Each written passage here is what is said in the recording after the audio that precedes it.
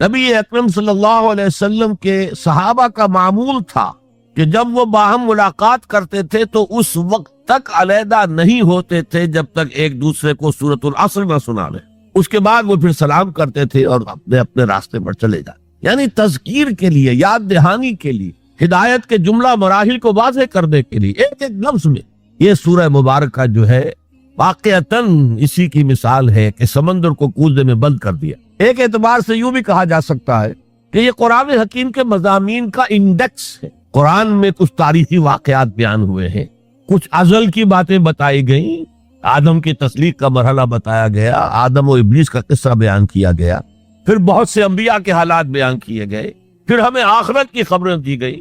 ان سب کی طرف اشارہ ہو گیا. والعصر، زمانہ گواہ، ان الانسان لفی خسر الا الذین آمنوا. اب یہ ایک بہت بڑا عنوان ہے قرآن کے مضامین کا، بہت جامع عنوان. آمنوا، کن کن چیزوں پر ایمان، کس انداز میں ایمان، یہ تشریح قرآن میں ملے گی آپ کو مکی صورتوں کے اندر. وعملوا الصالحات، تیسرا مضمون کیا ہے؟ اچھے اعمال، صالح اعمال. اسی کی تفسیر تو ہے، اخلاقی تعلیمات ہے، بیسک ہیومن مورالٹی کا تذکرہ ہے، پھر شریعت کے احکام ہے، یہ کرو یہ نہ کرو. یہ سب کیا ہے؟ عمل صالح کی تفسیر ہے. وتواصوا بالحق، یہ کیا ہے؟ یہ مختلف عنوانات سے قرآن مجید میں مضمون آیا. کہیں اس کو کہا گیا امر بالمعروف نہی عن المنکر، کہیں سے کہا گیا ادعو الی سبیل ربک، اور اس کے اوپر مفصل مضامین ہے. اور وتواصوا بالصبر، مدنی صورتوں میں جبکہ جنگیں ہو رہی تھی تو صبر کی جو تلقین آئی ہے جس طرح سے آئی وہ آپ کے علم میں، تو یہی تو مضامین ہے نا قرآن کے. تو گویا کہ سورۃ العصر جو ہے مضامین قرآن کا ایک جامع انڈیکس. چوتھی بات یہ نوٹ کر لیجئے کہ یہ کلام انتہائی موقد ہے، نہایت تاکیدی. پہلے تو اللہ قسم کھا رہا ہے. اللہ بغیر قسم کھائے بھی کوئی بات کہے تو مستند ہے ان کا فرمایا ہوا، لیکن تاکید کے لیے والعصر، زمانے کی قسم کھائے. ان الانسان لفی خسر، ان تاکید کے لیے، لفی لام پھر تاکید کے لیے، خسرن تفخیم کے لیے، معمولی خسارہ نہیں، 1000 2000 لاکھ 2 لاکھ کروڑ 2 کروڑ کا خسارہ نہیں، بہت بڑا خسارہ، تاکید کی انتہا. یہ 4 باتیں نوٹ کرنے کے بعد اب ذرا اس کا ترجمہ اور اس کا انالیسس دیکھیے. آیتیں 3 ہیں. والعصر، زمانے کی قسم ہے. یہ کلام مفید نہیں بنتا، اس سے کوئی معنی سمجھ میں نہیں آتے جب تک یہ معلوم نہ ہو کہ کس بات پر قسم کھائی جائے. لہذا بات بنے گی والعصر ان الانسان لفی خسر. اب یہ کلام مفید ہے، اس کے معنی سمجھ میں آ گئے. اسی طرح تیسری آیت کے کوئی معنی نہیں بنتے جب تک کہ دوسری آیت کے ساتھ نہ جڑے. الا الذین آمنوا وعملوا الصالحات وتواصوا بالحق وتواصوا بالصبر، سوائے ان کے جو ایمان لائے اور جنہوں نے نیک عمل کیے، جنہوں نے حق کی وصیت کی اور جنہوں نے صبر کی وقت تاکید کی. یہ اللہ سے کلام شروع ہو رہا ہے تو یہ تو مستثنا ہے نا. مستثنا من ہو کیا ہے، کس سے مستثنا کیا جا رہا ہے؟ دوسری آیت کے ساتھ جوڑیں گے تو معلوم ہوگا کہ ہاں اب یہ کلام مفید ہے. ان الانسان لفی خسر الا الذین آمنوا وعملوا الصالحات وتواصوا بالحق وتواصوا. اس سے کیا بات سامنے آئی؟ انگریزی میں جب آپ انالیسس کرتے ہیں کمپلیکس سینٹنس کا تو اس کا پرنسپل کلوز ایک ہوتا ہے. پرنسپل کلوز کیا ہے؟ ان الانسان لفی خسر. یہ اپنی جگہ ایک مکمل جملہ ہے، مکمل مفہوم کا حامل. اگرچہ پہلی آیت بھی اسی کے ساتھ جڑ جائے گی، تیسری بھی جڑ جائے گی، اور یہ تینوں مل کر بھی ایک جملہ بنتے ہیں. زمانے کی قسم ہے تمام انسان بڑے شدید گھاٹے میں ہیں سوائے ان کے جو ایمان لائے اور جنہوں نے نیک عمل کیے اور جنہوں نے حق کی وصیت کی اور جنہوں نے صبر کی وصیت. اب ذرا اس جملے کو اپنے ذہن اور شعور کی سطح پر لکھ لیجئے یا لوح قلب پر کندہ کر لیجئے. زمانے کی قسم ہے تمام انسان خسارے میں ہیں، گھاٹے میں، سوائے ان کے جو ایمان لائے اور جنہوں نے نیک عمل کیے اور جنہوں نے ایک دوسرے کو حق کی وصیت کی اور جنہوں نے صبر کی وصیت. اس جملے کو بار بار پڑھیے، بار بار پڑھیے، بار بار پڑھیے اور پھر کچھ نتیجے نکالیے. اس جملے میں کامیابی اور ناکامی کا ایک معیار ہمارے سامنے آ رہا ہے جو ہمارے عام طور پر ذہنوں میں معیارات قائم ہے کامیابی کے، ان سے بالکل مختلف.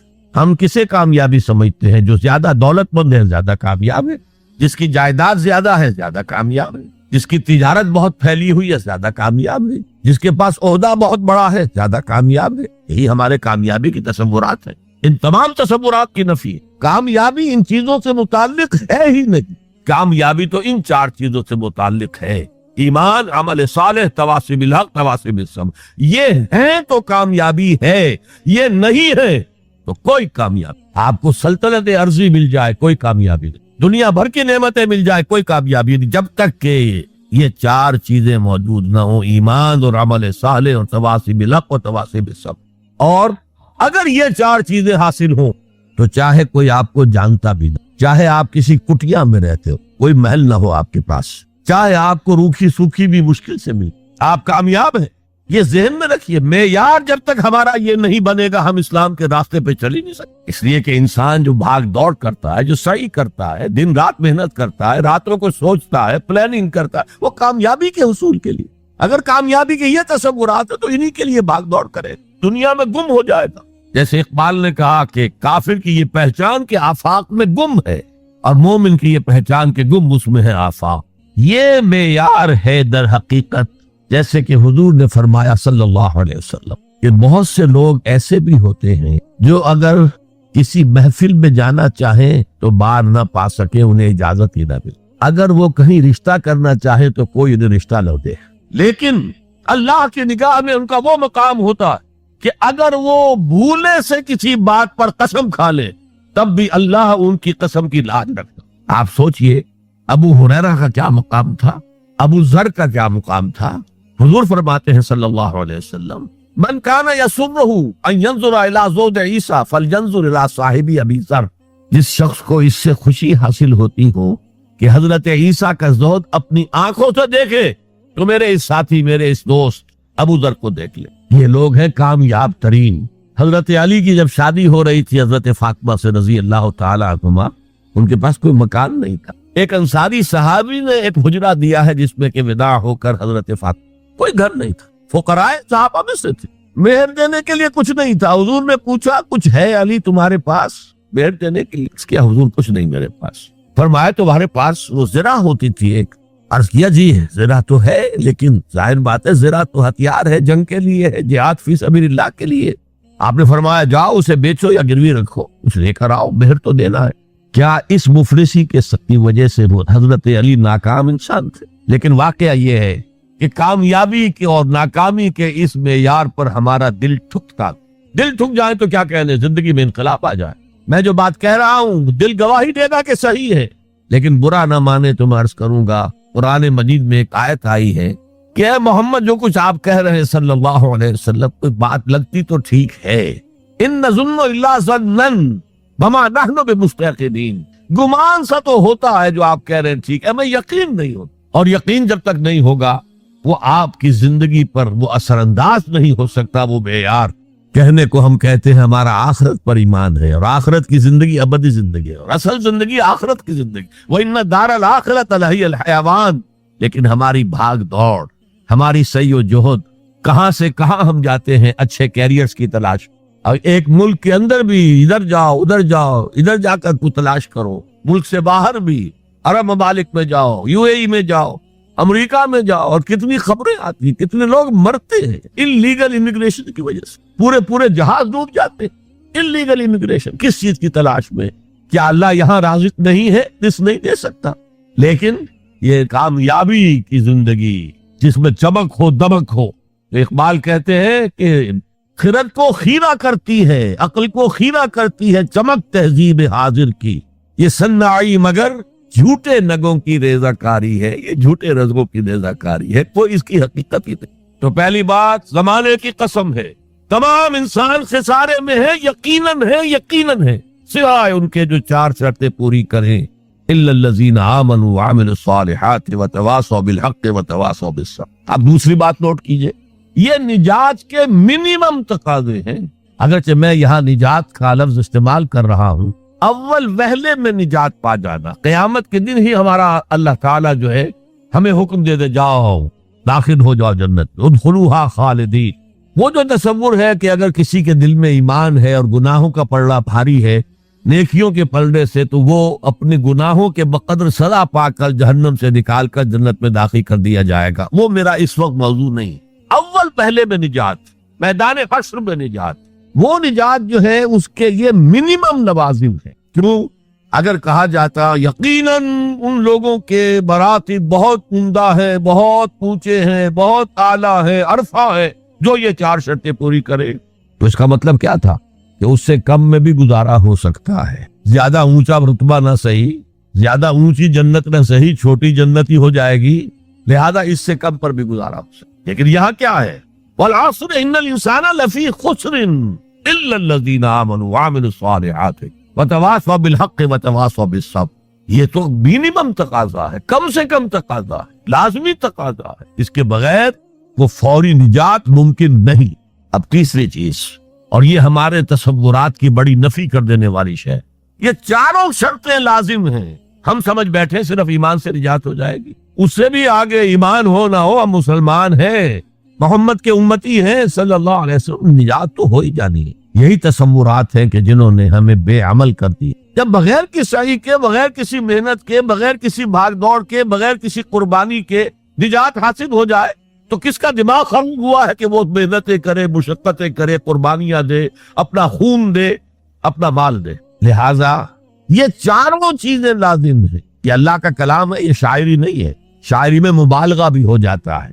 اللہ کا کلام ایک ایک حرف، جو غالب کہتا ہے کہ گنجینہ معنی کا طلسم اس کو سمجھیو، جو لفظ کے غالب میرے اشعار میں آوے، میرے اشعار میں جو لفظ آتا ہے اس کو گنجینہ معنی کا طلسم سمجھنا، یوں نہیں کہ میں نے ایسے ہی عام طور پہ وہ لفظ استعمال کر دیے۔ اب فارسی میں کہتا ہے زیرے ہر لفظ غالب چیدہ میں خانہ ہے، میں نے غالب کے ایک ایک لفظ کے نیچے ایک میخانہ پایا، علم کا میخانہ، حکمت کا میخانہ، فلسفے کا میخانہ۔ تو یہ قرآن غالب نے تو تعلیق کی ہے، لیکن یہ اللہ کا کلام ہے، یہاں ہر حرف لازم ہے۔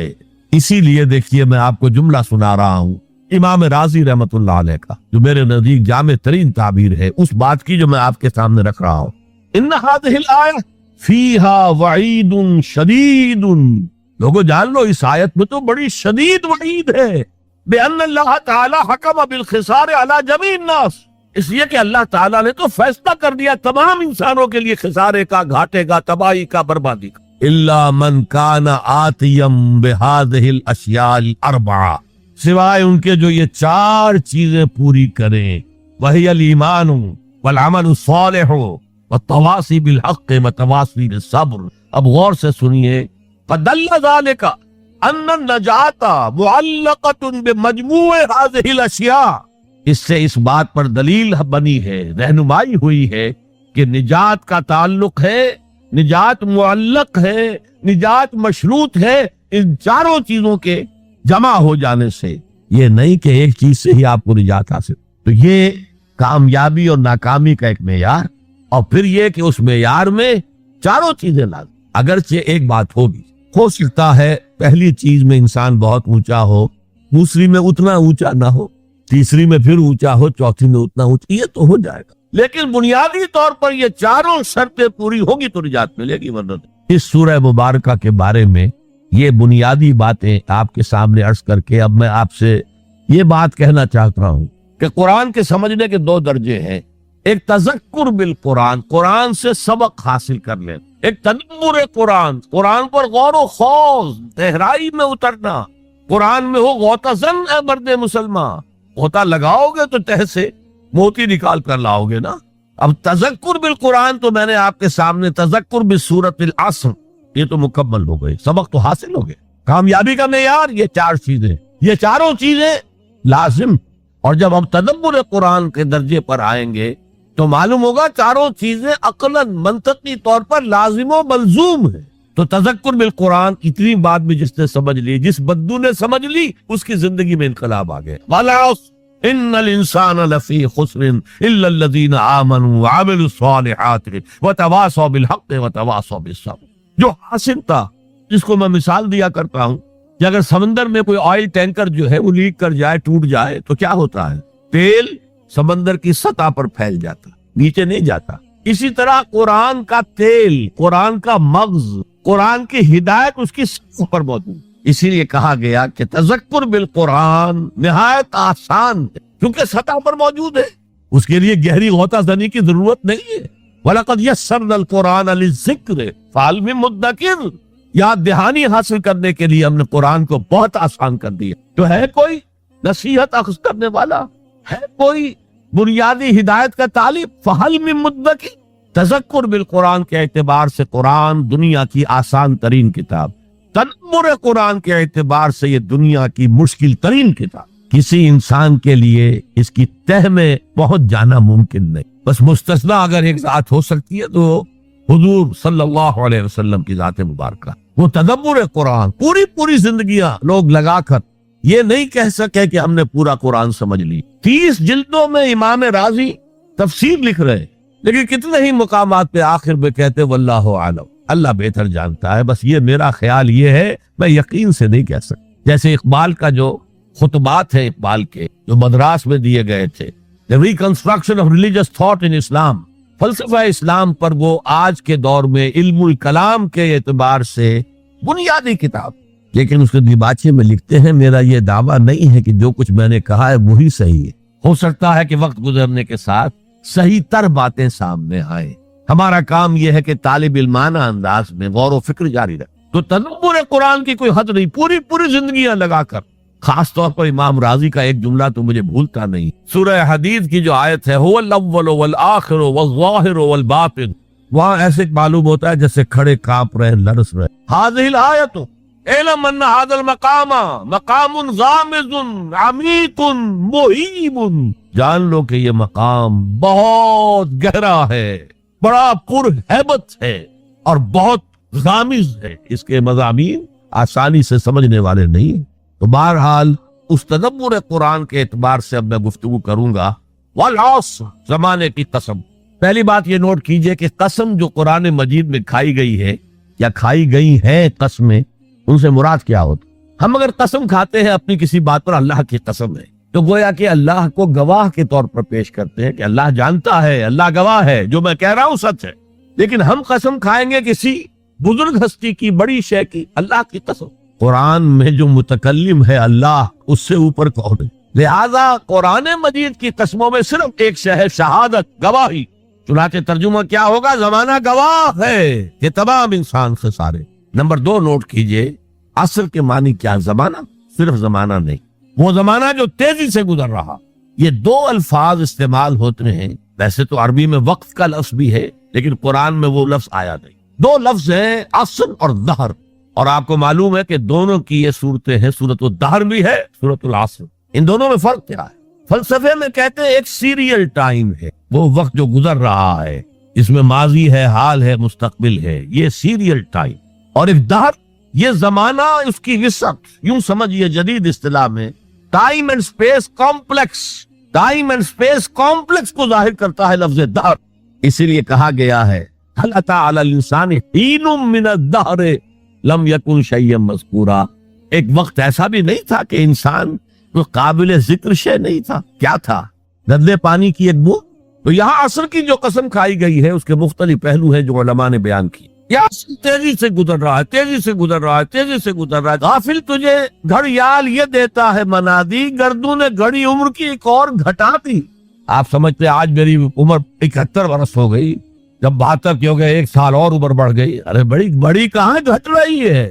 اگر 80 برس تمہاری عمر کل ہونی ہے تو 1 سال اور گھٹ گیا، اگلے سال 1 اور گھٹ جائے گا، تو یہ عمر بڑھ نہیں رہی، گھٹ رہی۔ غافل تجھے گھڑیال یہ دیتا ہے منادی، گردوں نے گھڑی عمر کی ایک اور گھٹا۔ امام رازی نے بھی یہ واقعہ نہیں کیا ہے کہ والعصر کا مفہوم میری سمجھ میں اس وقت آیا جبکہ میں نے بازار میں ایک برف فروش کو چیختے اور چلاتے ہوئے پایا، لوگوں کو جلدی میرا برف خرید لو ورنہ میں تباہ ہو جاؤں گا، اس لیے کہ وہ تو پانی بچ جائے گا، پھر کیا قیمت اس کی ہوگی۔ اسی طرح یہ عمر جو ہے اس برف کی طرح پگھل رہی ہے، جا رہی ہے، لہذا یہ چونکانے کا انداز ہے۔ جیسے آپ کہتے ہیں زمانے کو تھام لو، زمانہ جو ہے اس کی قدر و قیمت کو پہچانو۔ والعصر، یہ تیزی سے گزر رہا ہے، یہ برف کی طرح پگھل رہا۔ اس کا ایک اور مفہوم بھی ہے جو شروع میں عرض کر چکا ہوں۔ تاریخ انسانی گواہ ہے، جب انبیاء اور رسول کی دعوت مانی گئی، بہترین نظام قائم ہوا، بہترین معاشرہ قائم ہوا، بہترین سوسائٹی قائم، اور جب ان کے راستے سے اعراض کیا گیا، تباہی آئی، بربادی آئی، ہلاکت آئی، اللہ کا عذاب آیا۔ والعصر، یہ زمانہ گواہ ہے۔ یاد کر لو قوم نوح کے انجام کو، یاد کر لو قوم ہود کے انجام کو، یاد کر لو قوم صالح کے انجام کو، یاد کر لو قوم لوط کے انجام کو، یاد کر لو قوم مدین کے انجام کو، یاد کر لو آل فرعون کے انجام کو۔ والعصر ان الانسان لفی خسر الا الذین آمنوا وعملوا الصالحات وتواصوا بالحق وتواصوا بالصبر۔ مجھے ایک انگریزی نظم کا بھی ایک سٹینزا یاد آ رہا ہے، ویسے بڑی پیاری نظم ہے پوری کی پوری، سام آف لائف، زندگی کا ترانہ، ترانہ ہے زندگی۔ اس کا جو سٹینزا میں سنانا چاہتا ہوں، art is long and time is fleeting and our hearts though stout and brave still like muffled drums are beating funeral marches to the grave۔ کام تو بہت بڑا ہے، بہت لمبا پڑا ہوا ہے، اور یہ وقت بھاگ رہا ہے، دوڑ رہا ہے۔ عصر کہتے ہیں تیزی سے دوڑنے والا وقت، اعصار کہتے ہیں آندھی، جھکڑ، تیز ہوا، اعصار۔ عصر کا وقت وہ ہے جبکہ تیزی سے دن ختم ہو رہا ہے۔ Part is long and time is fleeting and our hearts though stout and brave۔ اگرچہ ہمارے دل ابھی بڑے مضبوط ہیں، بڑی بہادری ہے، still like muffled drums are beating funeral marches to the grave۔ یہ آپ کے سمجھ میں آئے گا، جب کوئی جنرل بڑا فوجی افسر جو ہے وہ مرتا تھا تو اس کا جنازہ جو ہے کیریئر پر رکھ کر اس کی قبر کی طرف لے کر جاتے تھے، اور ڈرم بجایا جاتا تھا، لیکن ڈرم کے اوپر کپڑا چڑھا دیا جاتا تھا، وہ اس کی شارپ نہیں آتی تھی وائس، بلکہ دبی ہوئی، مفل ڈرمز۔ تو اگرچہ ہمارے دل بہت توانا ہے، فی الحال کوئی بیماری ابھی نہیں آئی ہے، لیکن ہم تو در حقیقت still like muffled drums are beating heart beat کا لفظ، جس طرح کہ وہ ڈرم بجایا جا رہا ہے، beating of the drum، اسی طرح beating of the heart، اس کے ساتھ ہم قدم بقدم قدم بقدم اپنے گریو، اپنی قبر کی طرف جا رہے ہیں۔ یہ ہے والعصر، زمانے کی قسم ہے، زمانہ گواہ ہے، ان الانسان لفی خسر۔ میں عرض کر چکا ہوں یہ مرکزی آیت ہے، مرکزی مضمون، اسے آپ کہہ سکتے ہیں انسان کا حزنیہ، ہیومن ٹریجڈی۔ آپ کو معلوم ہے گوتم بدھ کیا بپتا پڑی تھی اس پر کہ شہزادہ تھا کپل وستو کا، محل میں رہتا تھا، جوان بیوی تھی، ایک بچہ بھی، بیٹا وہ بھی تھا، جوان بیوی کو اور بیٹے کو چھوڑ کر جنگلوں میں نکل گیا۔ کیوں؟ اس نے دیکھا دنیا میں دکھ بہت، کہیں وہ دیکھا اس نے اندھا ایک آدمی ہے وہ ٹھوکریں کھا رہا گر رہا ہے، کہیں دیکھا کسی کا بچہ جو ہے عالم نزع میں ہے، کوئی کچھ نہیں کر سکتا، رو رہے پیٹ رہے، کہیں دیکھا جنازہ جا رہا کندھے کے اوپر رکھ کر لے جا رہے۔ تو اس کے فکر کا مرکزی نقطہ کیا ہے؟ سروم دکھم، یہاں تو دکھ ہی دکھ ہے اور کچھ نہیں ہے۔ اس دکھ سے سیلویشن حاصل کرنے کے لیے وہ نکل گئے، اب کیا اسے ملا کیا نہیں ملا اسے چھوڑ دیجیے، لیکن ایک مثال تو ہے، محل کی زندگی چھوڑ کر، جوان بیوی کو چھوڑ کر، ایک چھوٹے بچے کو چھوڑ کر انسان نکلا ہے۔ ان الانسان لفی خسر، دنیا کے اندر یہ تکالیف دیکھ کر اتنا متاثر ہو گئے، تو آخرت کی تکالیف وہ تو بہت بڑی ہے، بہت بڑی ہے، بہت بڑی۔ قرآن مجید کے ہر صفحے کے اوپر جہنم کے کوئی نہ کوئی مناظر دکھا دیے گئے۔ کیا کھانے کو ملے گا؟ زقوم، جو پیٹ میں جائے گا تو کھولے گا جیسے کہ پانی کھول رہا ہو، اور پھر اس پر پیاس لگے گی تو حمیم ملے گا، گرم پانی یا پیپ، اور زخم کا دوبن ملے گا۔ حضور کو شب معراج میں جو دکھائے گئے مناظر، عذاب کس کس طور سے انسانوں کو ہوگا۔ والعصر ان الانسان لفی، اور میں عرض کر چکا ہوں خسرن ہے یہاں، الخسر نہیں ہے۔ الخسر ہوتا تو کوئی خاص خسارہ، خسرن یہ قاعدہ ہے عربی زبان میں، تنکیل نکرہ جو آتا ہے تفخیم کے لیے آتا ہے، بہت بڑا خسارہ، بہت بڑا گھاٹا۔ اب جو اس سے استثناء کی چار شرائط ہیں ان کو سمجھیے۔ سب سے پہلے ایمان، اب یا تو ایک لفظ آیا ایمان، اللہ پر ایمان، رسولوں پر ایمان، آخری رسول اور آخری نبی پر ایمان، کتابوں پر ایمان اور آخری کتاب قرآن پر ایمان، بعث بعد الموت پر ایمان، حساب کتاب پر ایمان، جزا و سزا پر ایمان، جنت اور دوزخ پر ایمان۔ یہ ایمانیات ہے۔ میں نے عرض کیا تھا یہ ایک عنوان ہے، کتنی لمبی لمبی بحثیں قرآن مجید میں ان میں سے ہر ایک چیز کے بارے میں آئی ہیں مکی صورتوں کے، لیکن اس وقت جو بات میں آپ کو بتانا چاہتا ہوں، وقت کم ہے، اس ایمان کے دو لیول سمجھ لیجئے، یا دو قسمیں سمجھ لیجئے، یا دو ایسپیکٹ سمجھ لیجئے۔ اور یہ مجھے امید ہے کہ بہت سے حضرات نے بچپن میں یاد کیا ہوگا، ایمان مجمل، آمنت باللہ کما ہوا باسمائہ و صفاتہ و قبلت جمیع احکامہ، اقرار باللسان و تصدیق بالقلب۔ ایمان کے یہ دو درجے ہیں، زبان سے اقرار، جو کہے کسی مذہب کا ماننے والا ہو، ہندو ہو، سکھ ہو، پارسی ہو، عیسائی ہو، جو کہے اشہد ان لا الہ الا اللہ واشہد ان محمد رسول اللہ، ایسے محسوس ہوتا ہے کہ ایک لائن کھینچی ہوئی تھی، پہلے ادھر تھا فوراً ادھر آ گیا۔